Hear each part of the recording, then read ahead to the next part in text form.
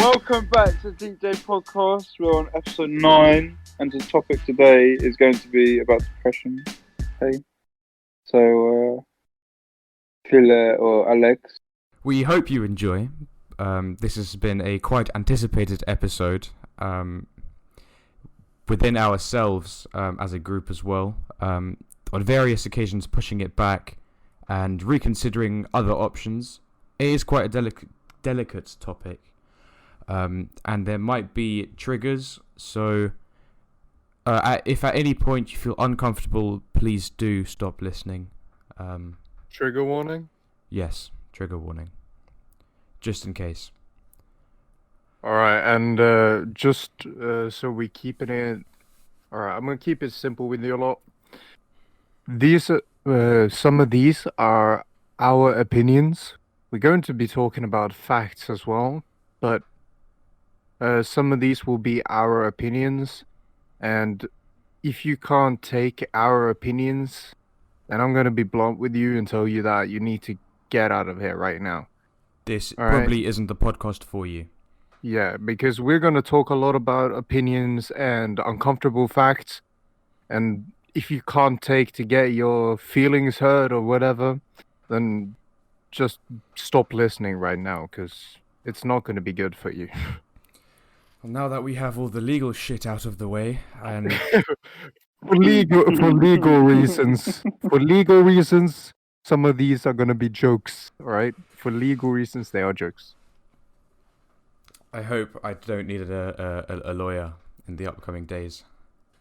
Yeah, me neither. So, Alex, I would say that you are the most... Depressed. not quite the way I want to put it, Headley. Okay. Probably the most... how do I say this? You did want to put it that way, but... So, Alex, you're the most aware person when it comes to depression, I would say, out of the three of us recording today. Also, define aware. Alex has mentioned. Well, Alex, you've mentioned in the past, like podcasts about updating us about speaking to your doctor and things like that.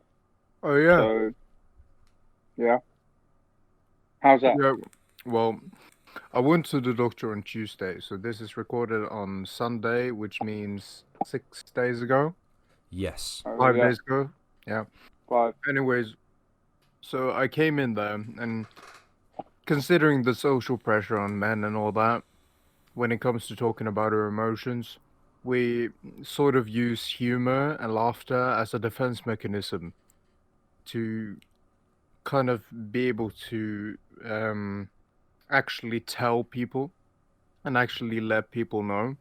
Yep. Sometimes, a lot of the times, it doesn't get taken seriously, considering you're laughing in the middle of it and you're just cracking jokes, and sometimes the jokes go a bit too far. But I came to the doctor's office and I was fully ready to get this shit out of the way and try to get appointments to a child and youth therapist.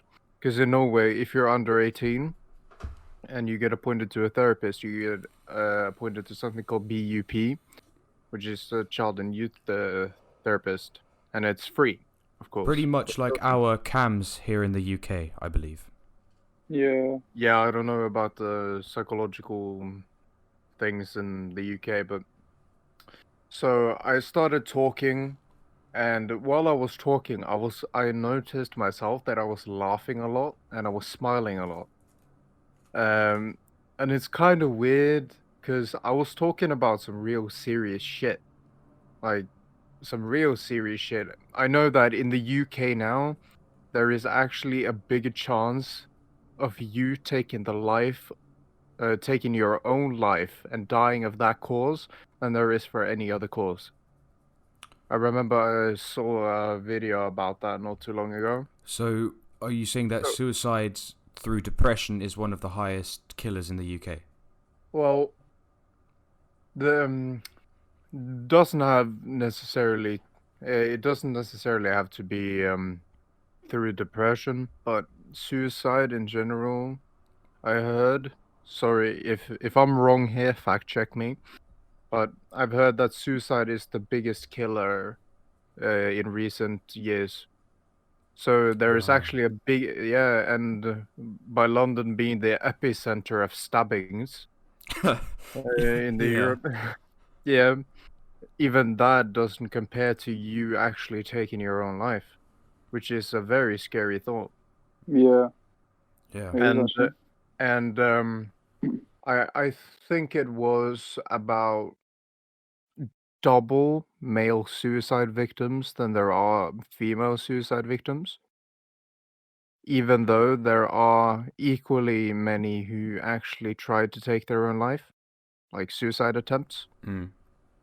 And I'm not going to get into gender politics and everything like that, but it's a scary thought knowing that as a man, you're literally double as likely to kill yourself than to die by a walk-in through Kingston at 11 p.m. with an Armani jacket. And so I was sitting there and I was laughing a lot. It was kind of a nervous laughter because even though I was so determined to try and chat this out and get it over with, mm, I was laughing a lot, and it seemed really weird to me because I shouldn't laugh at having suicidal thoughts. Like, that's not something you should laugh at. That No, is but actually some serious shit. And it's all a coping mechanism, though, isn't it? It gets you yeah, through it. it is sort of a coping mechanism because often when you talk about, like, for example, when you're younger, right, and you talk about sex, there is a lot of laughter involved. Like, for example, during sex ed when you're 13, 14. Yeah. There is a lot of Yeah. laughter, but that's simply because it's Oh, an uncomfortable topic. Yeah. can I tell a People Yeah. can't story really express quickly? themselves seriously because they get embarrassed just by talking about it. And the same thing was with me. I'm gonna be honest, I was kind of embarrassed to talk about it. But I can also tell you about something that happened to me very recently. Mm, I think it was on Friday or Thursday. I had one of the I had the biggest mental breakdown I've ever had, like ever. And I actually thought that I wouldn't get out of it alive. Damn. I was sitting and thinking over and over again in my head, like, I'm not gonna survive this. This isn't I'm not gonna live like this. I can't because I started feeling like a solid pain in my chest. I looked over because I have a mirror in my room, right? I have like a sliding door mirror for my closet. Mm, I looked over to my right at the mirror and I looked myself in the face and I thought, I've never seen such dead eyes in anyone before. Never. I've never seen such dead eyes and a dead expression in So anyone you're before. saying, even like, have you ever seen someone like really high on drugs and they literally look like all pale white and their eyes do that weird thing and they literally look dead? You're saying Yeah, but yourself looked worse than that? yo, first of all, I haven't seen anyone during an overdose or when they're really high on some fucked up shit. I was sitting talking to people on Discord, and after about an hour of this shit going on, like I was squeezing my chest and I was literally like grabbing myself by the neck and shit. I was so fucked up. So I started watching YouTube to calm down. After about a half an hour, I started to calm down, and then I remembered everything that I was talking to people about on Discord. And I literally went through all my Discord and I told everyone that I've been talking to during that moment that forget everything that I just said. All right, just forget about it all. It doesn't matter anymore. Like I was actually saying goodbye to people. Fuck. I was actually saying like I'm not gonna make it out of this. Goodbye. Maybe we'll see each other again. Like shit like that. Yeah. Yeah. people started getting scared, and I was even more terrified because I was so gone. I didn't know what to do with myself. Alex, could I quickly interrupt you? Yeah, I was done talking anyways.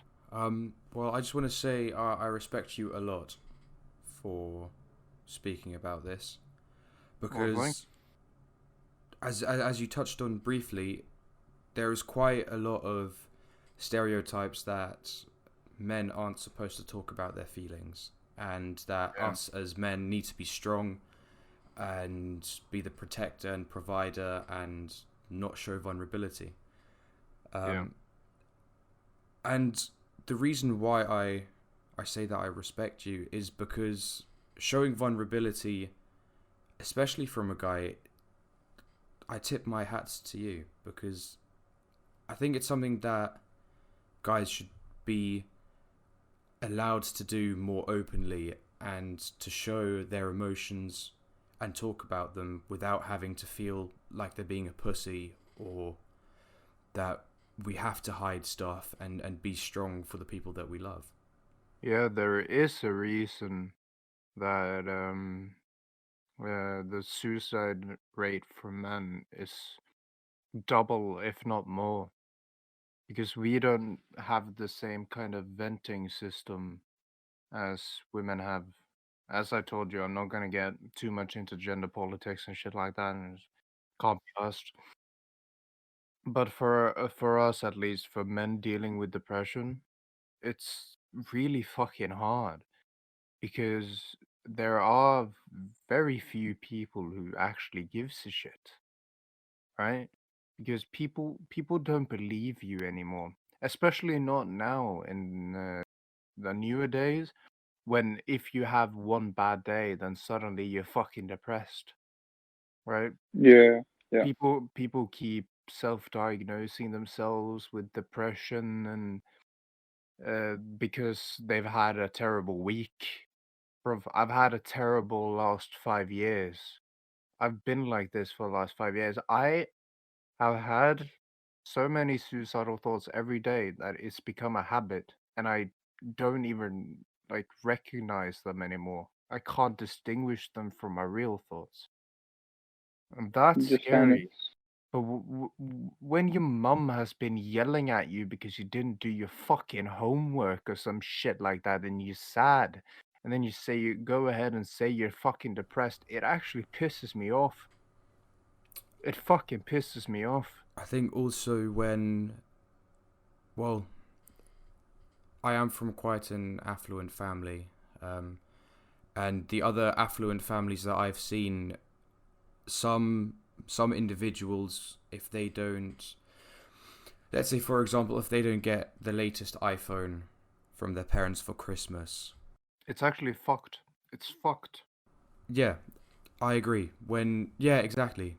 If they don't get a certain thing, they threaten with suicide, to sort of blackmail their parents. Nah, people who threaten to do that is so. Nah, that pisses me off. That actually gets me going because fucking hell, like it's not actually like a joke.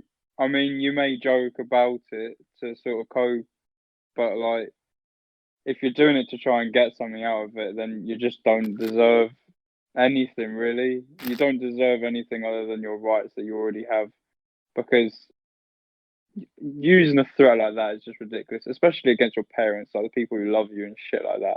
It's just Especially when stupid. there's so many people who actually die from suicide every year. Like for example, here in Norway, we're a small country, right? We have about like 5.6 million people or something like that. I don't know the exact number, That's less but than the population of London.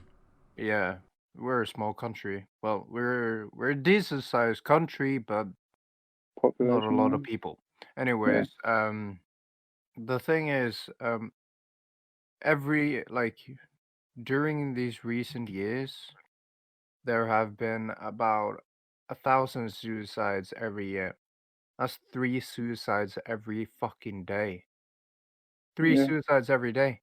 Think about that. 3 people kill themselves every day in this country. And we're a well off country. all right?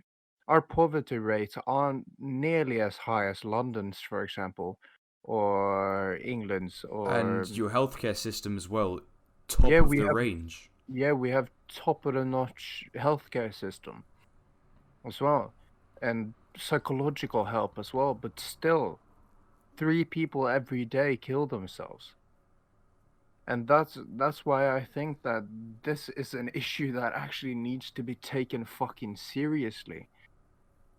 Yeah. Because 3 people every day, like think about that. 3 people. Just think about if those 3 people were 3 of your family members, because they could be. All right. Yeah. There's nothing stopping that from happening. Speaking of family members, Yes. my brother and my father have both been diagnosed with depression. I myself, I don't know too much about depression. I wouldn't classify myself as ever having depression, but Yeah, and you've been through a lot of shit, so that says a lot. yeah, I've seen my fair share of stuff.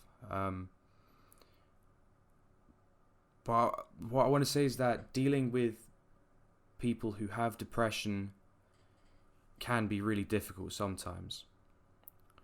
Yeah, you can. Because It's hard to change the mind. yeah, it is. And I've seen both my brother and my father struggle through really, really tough times. And I feeling like I don't know what I can do to help them, because I want to be there for my family as much as I can. But sometimes I've been really helpless when it comes to that. Yeah. I am really happy that my father and my brother haven't offed themselves, let's say, because Control Alt Delete. Oh my god. I'm sorry, Phil. Oh, Alt F4. Open the task manager. Oh. End task. punch Headley's laptop hard enough. Yeah. Oh no. It's so annoying. Does Alex know about that? No, Headley has a really shitty old laptop, and Oh, if you for hit it hard enough, it turns off completely. No. The other day, yeah, I was just Hey, typing with my hands like resting on the key on the like the little surface before the keyboard, yeah. right? I was resting my wrists on that, and then my hands were obviously too heavy, and they just triggered it, and then I just couldn't move the mouse anymore, couldn't type anything, and then it just went black after a while, and I just like, for fuck's sake, Hey, pissing me off. yo, Phil. To be quite fair, though, I think if you punch any computer hard enough, it's gonna stop working. Yeah. Alright, anyways, back to the topic. Well, yeah, Alex, would you be willing to give us a definition of depression and maybe share some of your worst days in your depression? The book definition of depression. There are a few different definitions. The first one is feelings of severe despondency and dejection, which basically means a loss of purpose and self-doubt. Okay. Like, for example, I study psychology at school, and we were talking. I'm actually doing a poster about depression this Tuesday, so this will help a lot. Thank you very much. I'm Yeah. gonna get an A.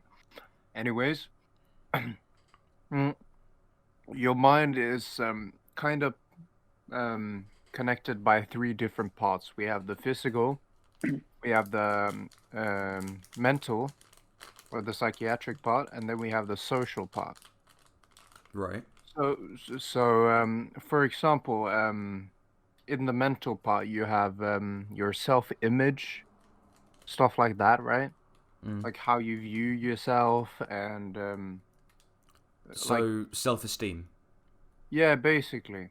Okay. Because self-doubt can be a very good tendency, or can be a very good trigger for depression. Yeah. Because if you keep doubting yourself and you think that you can't do it, eventually you're gonna not be able to do anything because you just think you can't do it. You've never tried. You just keep thinking that no, can't do it. It won't happen. Mm. And that'll like trigger kind of a mental sort of what is it called? It'll trigger a mental sort of reaction, and it'll Right. put yeah. And one thing about depression that I've experienced, at least, it affects you physically as well. It does. You get depleted of energy. Mm, you quickly lose friends, actually, because you don't have the energy or the motivation to go outside. Your grades drop because you don't have the motivation to study. Um, and everything that you don't find interesting is just left behind. So a ton of aspects of the real world is just left behind because you don't have the motivation or energy to do any of it. Would you say it's like withering or wasting away? Yeah, your motivation is withering Mm. away. And even your self-purpose, because when you can't see that you don't when you can't see that you have value yourself, and you can't see that you actually have a purpose or believe that you have a purpose, your life is worth nothing in your own eyes. So what's the point in living if you don't have any worth? Nothing's going to change. If you die or if you stay alive, nothing's going to change in your own eyes. I think that's like the how do I say this? Like the Achilles heel, perhaps, of depression. No, that doesn't make any sense. Um, The I weak point of depression is not supposed to be good. well no. So what I would say is like that's what keeps people in the downward spiral in depression. Oh yeah. Like the lack of progress one sees in themselves. Um, I can only assume, Alex, but it makes you feel like you don't want to do anything, and the more you don't do stuff, the less value you feel in yourself, and I guess eventually suicide comes into that in And one extreme thing, cases. and one thing that doesn't help if you're depressed and you don't have the motivation to go outside, people will keep asking you if you want to do stuff, right? But the more you say no, the less people start asking you to go outside because they know you're gonna say no. So you start to get these thoughts about people not caring about you, and it really puts a dent in your self-image. It does, in your self-confidence as well. You turn into a blob of nothing W- because Without because being rude, isn't yeah. that sort of the person's own doing? Yeah, but the thing is, the person really can't help it. I remember there was a period I went out at least, I think it was once a week. I left my house. We had homeschool. I left like once a week. And I never went out for more than like an hour at a time because I literally couldn't. I didn't have the energy or motivation to. So I ended up staying in my bed, like laying in my bed and watching Netflix and watching series and movies all day.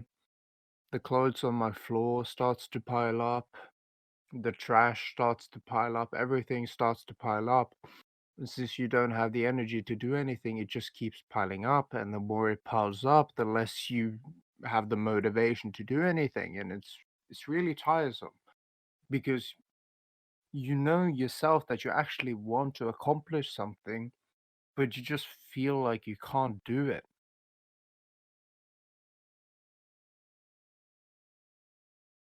If you understand what I mean, of course. Yeah. Yeah. I think it's. I guess I'm speaking for Headley as Did well. you move? Did you move away from your microphone?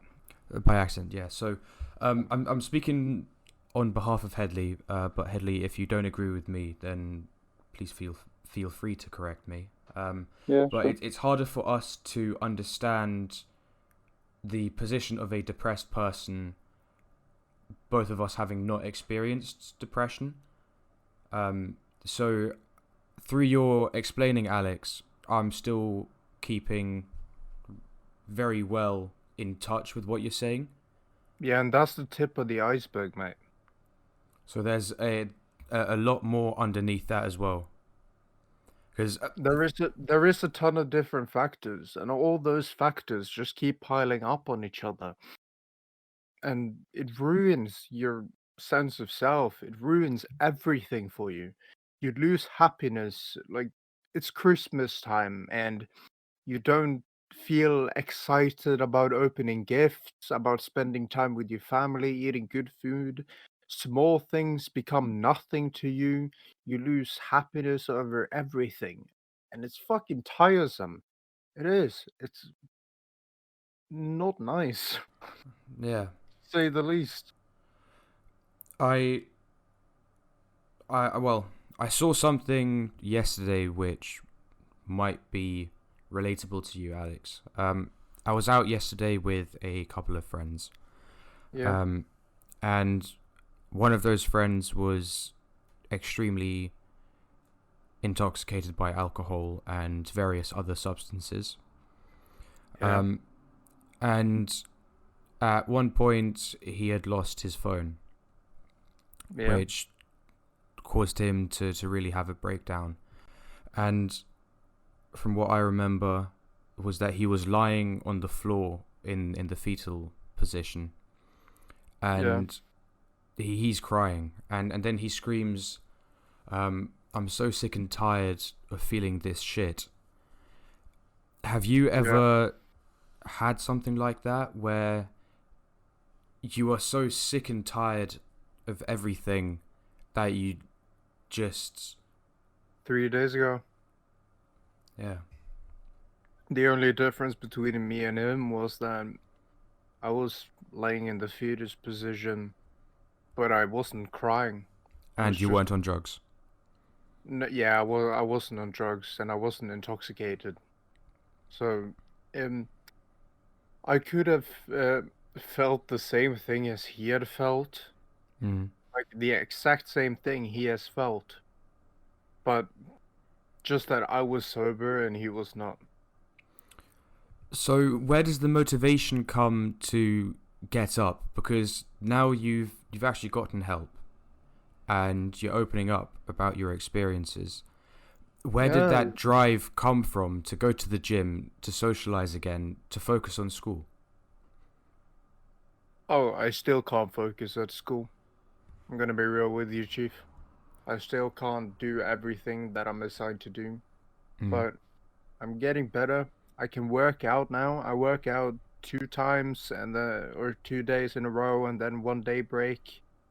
Every week, like 5 to 6 times a week. No, Mm. 4 to 5 times a week. I work out, and it has helped me a lot working out, considering I get all my physical frustrations out. Because when you return home, you're tired and you're not as bottled up as you are anymore. But I have years upon years with emotions bottled up inside me, and Right. there's no good way for me to release them. There isn't. But working out has helped me to release a little bit by a little bit. And those has opened up some new ways to achieve other things and to, for example, now talk about it. And, you know, it helps with your self image, especially when you're a guy and you actually manage to talk about something like this and people actually listen. It feels so fucking great. It does. I think, especially if you're a guy, because all we want is someone to listen to us and to take us seriously, especially when it comes to this emotional shit. Because I'm second to that. Yeah. yeah, exactly. And when you actually have the thing about therapists versus friends, right, is that you want those who are close to you to listen to you. You sure talking to a stranger about all this, it might be fine for someone and it might not be for others, right? But it's really in those who are close to you that you want them to listen. But the less people listen, it's kind of scary. All right, this is a scary thing, but I'm gonna say it anyways. The less people listen, the more you want them to feel the pain you're feeling. I agree. I Yeah, really to agree with that. understand. Because when Understand. people doesn't want to fucking listen, you want them to feel exactly what you're feeling, so that they understand what you're going through. I think in my case, well, the way I see it, I see it that when I spoke, my parents listened, but they didn't hear. I said, I told them how I was feeling, and they listened to me say this, but they didn't hear what I was saying, and then my actions after that was to cause them pain, the pain that I was feeling. Yeah.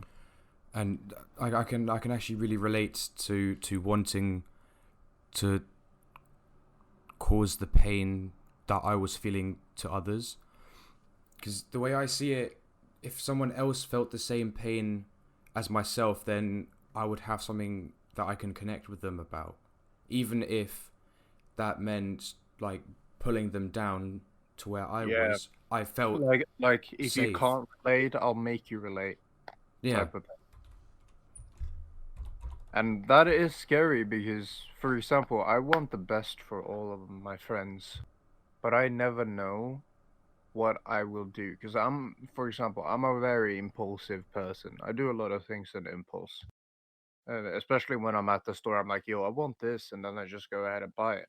When I go and work out, I don't have a schedule. I don't have a plan. I just go there and I think, want to do that, and then I do that, right? So me being as impulsive as I am, I don't really, not every time, but when it comes to serious situations, I think my shit through. But sometimes things just blurt out, and then you realize afterwards what you've actually done, and sometimes you're just so pissed off that you don't even care that you know what you've done, and all you just wanted was for them to fucking listen to you. Like, is that so hard? Just take a minute out of your day to listen to how someone's day has been. It helps a lot. It does. Just ask them, what are you doing after school? Hang out with them for an hour. It doesn't even have to be an hour. You could be there for 30 minutes. But it really helps. And all these bottled up emotions and people who have no one to talk to, I can't. You see how I'm doing, for example. I can't even understand how much they have bottled up. Those who don't have parents to talk to, or not friends to talk to, not anyone to talk to.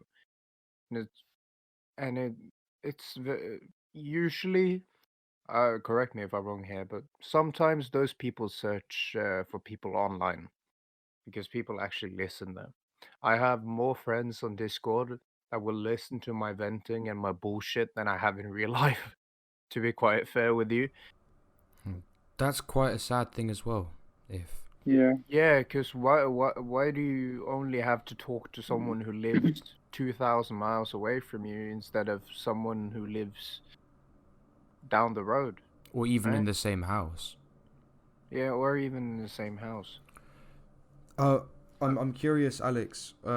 If depression has caused a gap between you and your siblings, because I think the relationship between my brother and myself has changed dramatically. Um, No. Not between my siblings, no. I still love my brothers. I love them more than anything. They mean the world to me. And the for example, we have had some issues in between the family, which I mostly wasn't part of. Mm. But during the recent years, I feel I've actually gotten closer to my brothers. Even if my oldest brother, he lives in another city, about 6 hour car drive away, Mm. and that doesn't even matter because when I see him, it's all hugs and it's fun, and I love being with my brothers because they have the most funny humor ever. Like there's almost never a time when I'm with my brothers when I don't laugh. But I do, on the other hand, feel that it has caused a little bit of distance between me and my parents Right. because I don't spend as much time with them anymore as I used to. Because back in the day, I used to, like, it was only sitting in the couch with my dad for 4 hours watching TV in almost complete silence. But it was family time. It was. And now I spend most of my days in my room. And, like, for example, today I watched a 4 hour movie with my dad. It was fucking amazing. I loved the whole thing. But that doesn't happen as often anymore as it used to. And Yeah. it's you don't really notice it until you actually think about it. And it is when you look back at it, it is kind of frustrating because you will constantly want to close that distance. Because I love my parents as well, and I bet they love me, and I want to spend time with them. I want to resonate with them. I want to watch movies with them. But usually these days, I just spend all my time in my room simply because the people that I talk to on Discord, for example, is the people who I feel comfortable talking to, Mm. and because I know they'll listen and understand. Yeah. I I see that in myself as well. We have dinner, breakfast together as a family as a whole. So the four of us, my mother, my father, my brother, and myself, we all sit down to have breakfast or dinner. And let's take this morning, for example. So it's Sunday the 21st today. This morning, we were having a good time, enjoying breakfast together. But looking back, I'm always the first person to leave the table. And my So am I. parents will socialize with my brother downstairs for, I don't know, half an hour, even 2 hours longer after I've gone. Because it's not that I don't want to spend with time with my family. It's I struggle,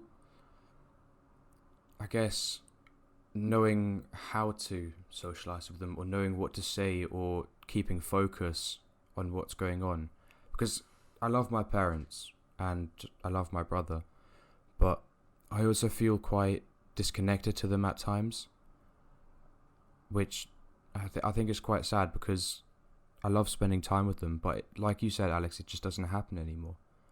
When I got out of rehab, um, I'd spend Friday evenings watching a movie with my dad.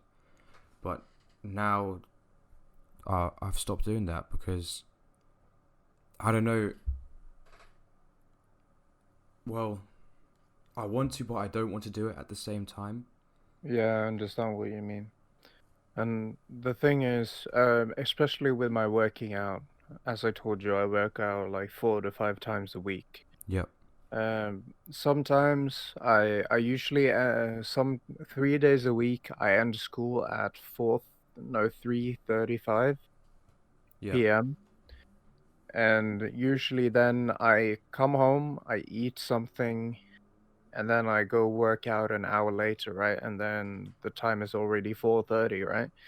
So they usually sometimes have dinner without me, and I come home, they sit in the couch or in the because we have a TV room with a banging stereo, by the way, and so they sit in there. There are only two chairs, and usually it's my stepmom and my dad sitting in there, so it's not really a spot for another one there. But usually I just go and take a shower and then go into my room and I stay there until it's 10 p.m. and I'm going to bed, and my dad comes and says goodnight. And that's how many days go.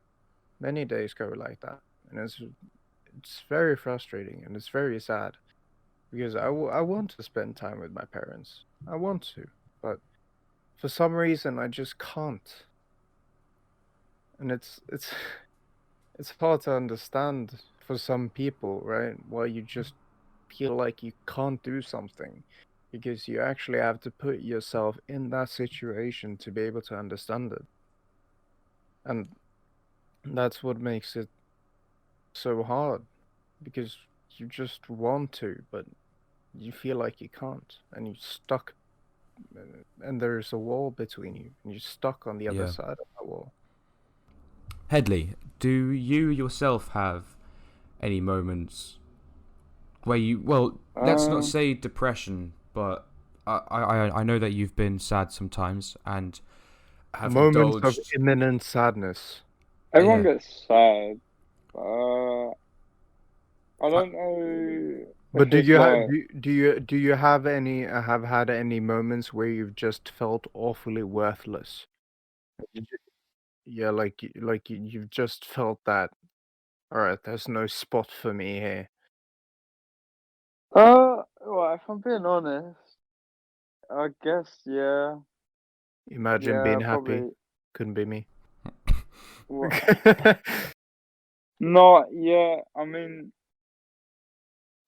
everyone's had their rough patches, but I don't know. It's weird. It was weird because obviously I'm not like diagnosed with like depression or any shit like that. Oh, no, it's not shit. It's not shit, thing. I don't know. I don't like coming to terms with it. Really, I think that's why. I just sort of like to ignore it. Well, I sort of just.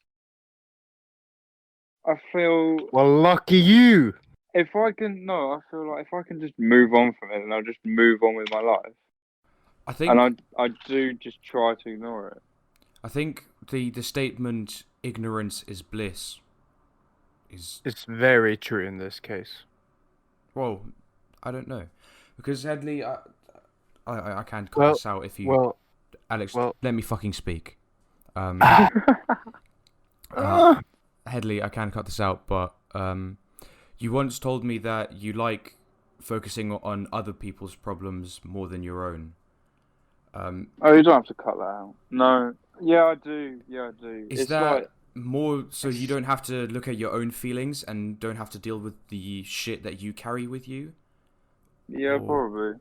I mean, it's easy. It's not that my friends are project, but it feels like a little project, like little mini tasks. And then when I sort it out, it's like you see them happier, and when you see them happier, it still makes me feel a little bit better. Yeah, you It's like, feel oh, better I actually about did yourself. something. Yeah, it's like, oh, I actually did something for someone, and then it's like, yay! so But like, Yeah, helping other yeah, people makes you feel better about yourself. I can. yeah, it feels like I can see. It's not necessarily. It's sort of like I've not directly put that smile on their face. I've made them look at their problems and make them put their own smile back on their face through taking various actions. So rather than me like giving someone some food and then they're like happy, it's me going, here's your problem, we'll pick it apart, then we're gonna look at each individual bit and then gradually go through it, sort it out. And then when it's sorted out, you see them as a happier person. And then it's just sort of like, I didn't do that, but I helped them do it. And that's what I like. It's sort of like I want to say it feels like I've taught someone something. Like it feels like they've done it themselves and I've helped them. Sort of like sort of like teacher in a way. It sounds a bit weird when I make it sound Yeah, I like that. know what you mean. But you know what I mean, yeah? That's I Yeah. also what I like. I also wonder, Headley, don't you ever feel empty inside, maybe? Like, let's say you've helped person A, and Yeah. then they walk off happier. But do you feel like you're still in the same position, and then you sort of look for a new person to help? Or, I don't necessarily look for it, but because I do know quite a few people, there I can usually get something out of some of them because everyone does have times when they feel sad. So I can just be like, "Oh, how you feeling?" And then if they have even the little thing like, "Oh, today, blah blah blah," and they're sort of if they're holding on to that, there's obviously some sort of reason.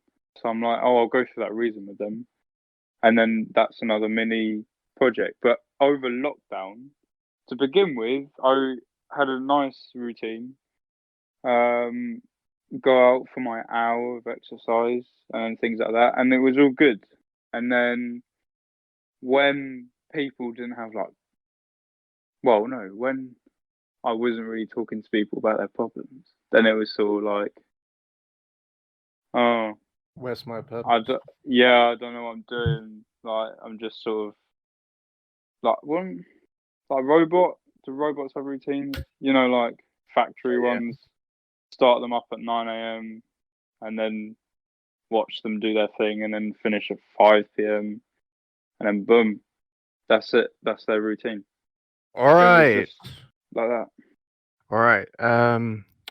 Thank you, Headley, very much for sharing. Thank you, Phil, as well for sharing. Yeah, and you, Alex, Yeah, you thank you very much. contributed quite a lot. It was very interesting, and I don't know, I don't know, it was just I good. took up basically half the podcast this episode, but it worked out in the end. So Yeah, I think we're gonna leave it here. my respect for the both of you has grown tremendously. Exponentially, you gotta use bigger words, mate. Because Headley, I don't ever hear much about your side of the story. It's always you helping other people. So well, you make me sound like I'm some sort of nice guy. He's a devil in disguise, mate. I know. Yeah, exactly. He's a cunt in disguise. Exactly. That's what I like. Yeah. All right. Anyways, I think we're gonna leave it off there. Thank you all for listening. It's been a pleasure to have you here, if you actually managed to get to this point. So thank you all, and I want to thank. Oh, All right, my Phil, God. shut up. Phil, we were gonna leave it as such a good high note, and you just had to do that. No, all right. Oh, Thank you all for listening. I'll talk to you all. No, wait. We'll see you in the next episode next Wednesday. So, bye. See ya. Goodbye. Yeah. Thank you for listening to the Deep Day podcast. You can find us on Instagram, Spotify, iTunes, and YouTube. Enjoy the podcast, and more can be found at www.deepdaycast.com. Thanks again, and have a great week.